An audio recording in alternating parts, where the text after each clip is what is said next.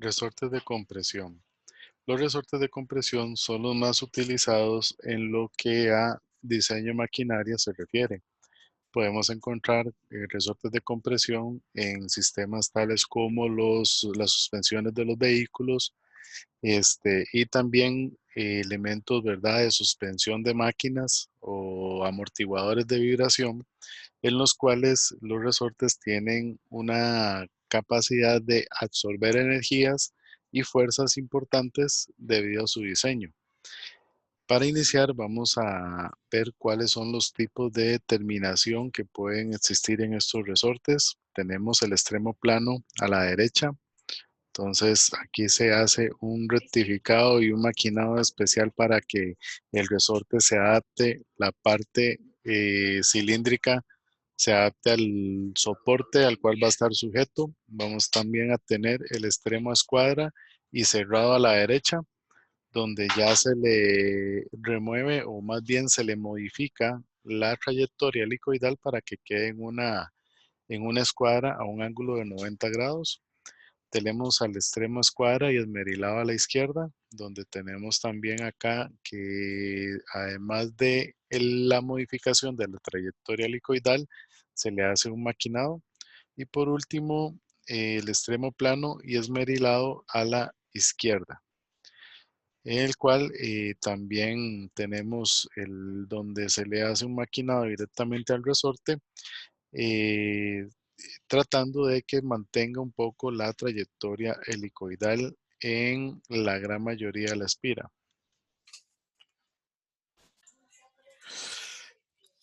Para determinar las diferentes geometrías de los resortes de compresión con diferentes extremos, tenemos la tabla 10.1, que es la referencia, donde dependiendo de los extremos se definen entonces la cantidad de espiras que hay y el número específico, las dimensiones de tamaños mínimos que deben tener estos.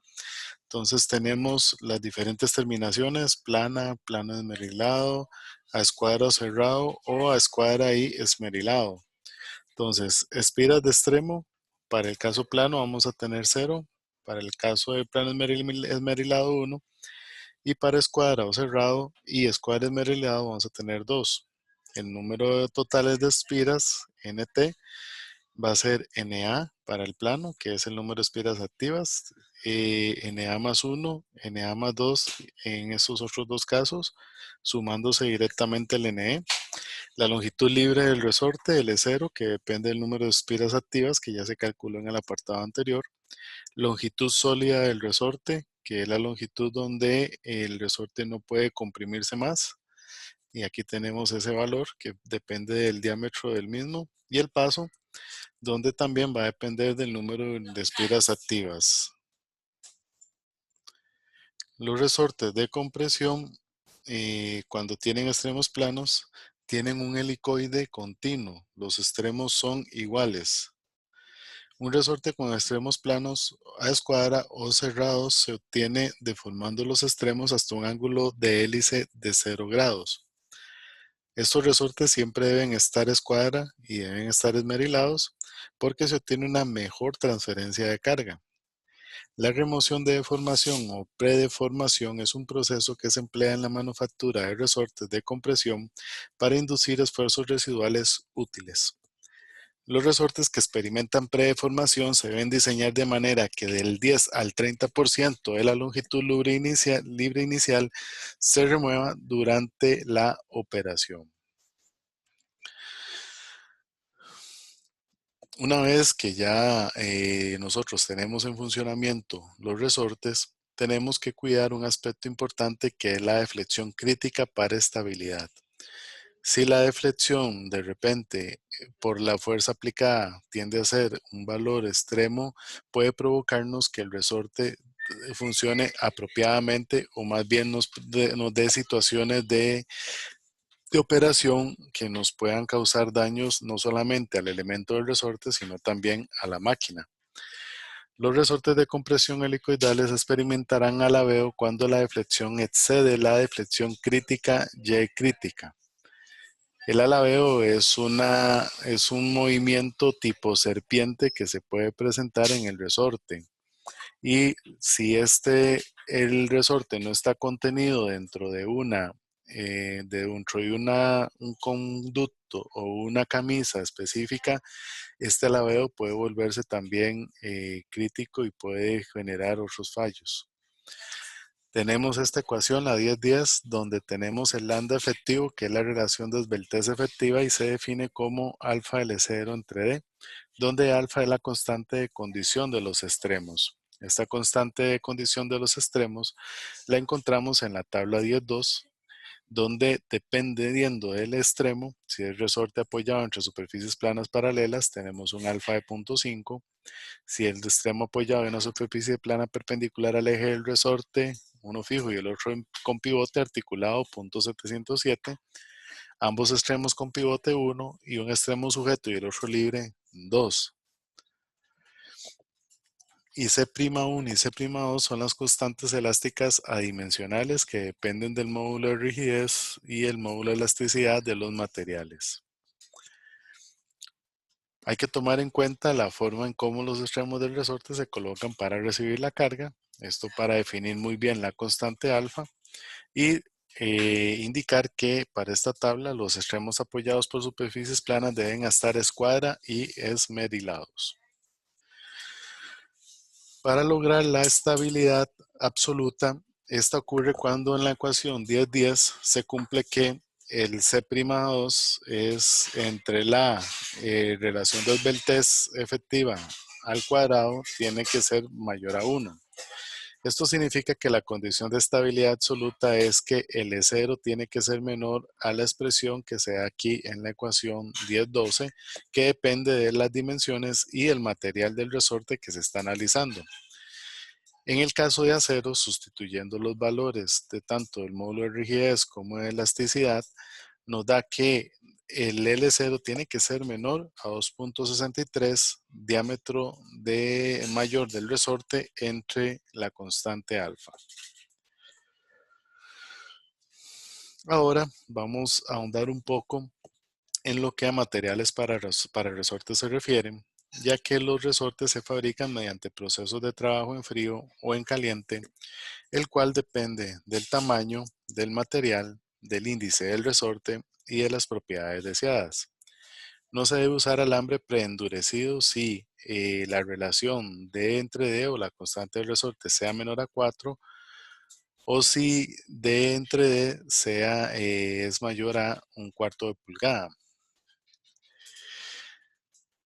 El diseñador dispone de una gran variedad de materiales, entre ellos aceros al carbono, de aleación, resistentes a la corrosión, así como materiales no ferrosos como bronce fosforado, latón para resortes, cobre al berilio y varias aleaciones de níquel. Aquí tenemos algunos materiales básicos para lo que es la fabricación de resortes. Tenemos alambre estirado duro que va de 0.6 a 0.70 constante de resorte. Las características de este es que de bajo costo para uso general. Se debe usar solamente cuando la vía, la precisión y la deflexión no son tan importantes. Tenemos también el alambre templado en aceite que va de igual de 0.6 a 0.7 C. Es de uso general también, tratado térmicamente para altas resistencias y propiedades uniformes. Se usa frecuentemente para diámetros de alambres altos. Tenemos el alambre de piano, que es entre 0.8 y 0.95. Es de alto carbón para altas resistencias. Es uno de los más utilizados, de los mejores de hecho. Es más duro y es para diámetros de alambre pequeños. Tiene un comportamiento bastante solvente en lo que a fatiga se refiere. Tenemos cromo vanadio, que es la aleación más popular para resortes de acero. Más altas resistencias que los aceros de alto carbón. Bueno para fatiga, cargas de choque o impacto. Y por último, el cromo silicio, que es excelente para esfuerzos altos, larga vía de fatiga y choque. En la tabla 10.3 vienen más especificaciones de estos materiales que se acaban de mencionar. Para determinar la resistencia de estos materiales, con diámetros de alambre pequeño, la resistencia es una función del diámetro. Se puede hacer una gráfica de resistencia de tensión versus diámetro del alambre, que lo que nos va a ocasionar es que en una escala logarítmica vamos a obtener como resultado casi una línea recta. La ecuación de esta línea es SUT igual a A entre D a la M, donde A es la intercepción y M es la pendiente de esta línea recta en esa gráfica log-log. Los valores de A y M para ceros de resortes comunes se dan en la tabla 10.4. Y aquí tenemos para alambre de piano, tenemos el exponente, que ese no depende de las unidades, y dependiendo de los diámetros, obtenemos el A para las unidades de kPSI entre pulgada por pulgada a la M, y para megapascales por milímetro a la M. Vean que las unidades de la resistencia tienen que estar en megapascales y kPSI directamente. Y también tenemos que ver que el diámetro se está dando en unos casos en pulgadas y en otros en milímetros. Aquí además a esta tabla se le agrega una casilla bastante importante en lo que análisis de resortes se refiere, que es el costo relativo del alambre, donde se parte como referencia el alambre estirado duro como un costo, digamos, más barato, y a partir de este los costos relativos que va a tener cada uno de los demás materiales con base en este. Estimando la resistencia a la fluencia torsional, debido a que los resortes helicoidales experimentan esfuerzos cortantes, se requiere la resistencia a fluencia cortante.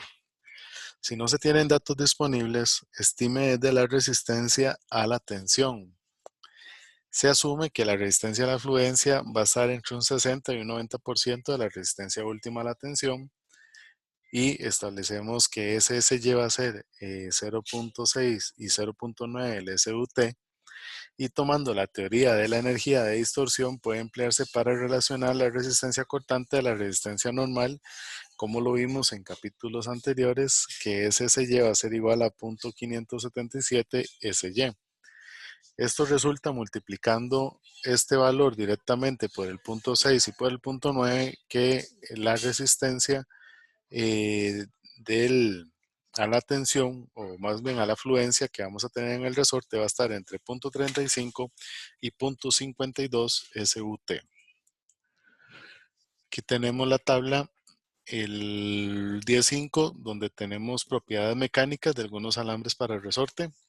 Tenemos el alambre de piano, que es el A228, el resorte estirado en duro, A227, el templado en aceite, el resorte de válvula, que es el A230, el cromo vanadio, el cromo silicio, el acero inoxidable, el 313, pero estas propiedades del 313 aplican también para el 302, 304 y 316. Y bronce fosforado, cobre al berilio y la aleación de Iconel X750. Aquí tenemos una casilla que es el límite elástico de SUT a tensión y el porcentaje de torsión que se recomienda tomar para estos resortes. Tenemos la tabla 16 que básicamente nos da los esfuerzos de torsión máximos permisibles de resortes helicoidales de compresión en aplicaciones estáticas, ahí viene la fuente, y para alambre de cuerda musical, o lo que es el alambre de piano y aceros al carbono, vamos a tener que antes de la remoción de la deformación va a ser 45 el porcentaje, ya incluye el factor de Wall y el de Bestreiser. Y después de la remoción de la deformación, que incluye el factor de corrección de esfuerzo cortante, el KS. Y así sucesivamente para aceros al carbono templado, aceros inoxidables austeníticos y aleaciones no ferrosas. Vamos entonces a ver cómo analizar el ejemplo 10.1. El ejemplo 10.2 y 10.3, por favor, háganlo como estudio independiente y hagan una valoración importante del procedimiento que se recurre para el análisis de estos resortes. El ejemplo 10.1 dice así: se tiene un resorte helicoidal de compresión hecho de alambre de cuerda musical número 16. El diámetro exterior del resorte es 7,16 pulgadas. Los extremos están a escuadra y tienen un total de 12,5 vueltas. Entonces, A, estime el esfuerzo de fluencia a la torsión del alambre. Estime la carga estática correspondiente al esfuerzo de fluencia. Estime la escala del resorte. Estime la deflexión que ocasionaría la carga evaluada en el inciso B. Estime la longitud sólida del resorte. F, ¿cuál debe ser la longitud del resorte para asegurar que cuando se comprima hasta su longitud sólida y luego se suelte no haya cambio permanente en la longitud libre? G, dada la longitud determinada del inciso F, ¿es posible que se presente pandeo? Y H, ¿cuál es el paso de las espiras del cuerpo? Entonces, iniciando el análisis, se recurre a la tabla A28, donde para alambre de piano número 16 el diámetro del alambre es de igual 0.037 pulgadas. De la tabla 10.4 se tiene que para ese material el A es 201 kpsi por pulgada a la M, donde M es 0.145, y a partir entonces de la ecuación 10.14 obtenemos el SUT, que es 324. Luego de la tabla 10.6, el SSY vamos a tomar para este caso el punto 45, que es el que recomienda. Vamos aquí a la tabla 16. Aquí para alambre de cuerda musical tenemos que antes de la remoción de la deformación utilizamos el 45% y obtenemos que el esfuerzo afluencia, que es el que nos están preguntando, a la torsión del alambre va a ser de 146 kpsi. La parte B, que es el diámetro medio de la espira del resorte, que tenemos que la información que se nos suministra es 7/16.4 pulgadas. El índice del resorte, que está dado por D mayúscula entre D minúscula, nos da 0.4 entre 0.307. Esto nos da 10.8, que aplicándolo directamente al factor de Bestreicher, vamos a obtener que el KB va a ser igual a 1.124. Ahora, reacomodando la ecuación, al reemplazar KS y Tau con KB y SY respectivamente y resolviendo para F, tenemos como resultado que la fuerza va a ser igual a 6.46 libras fuerzas.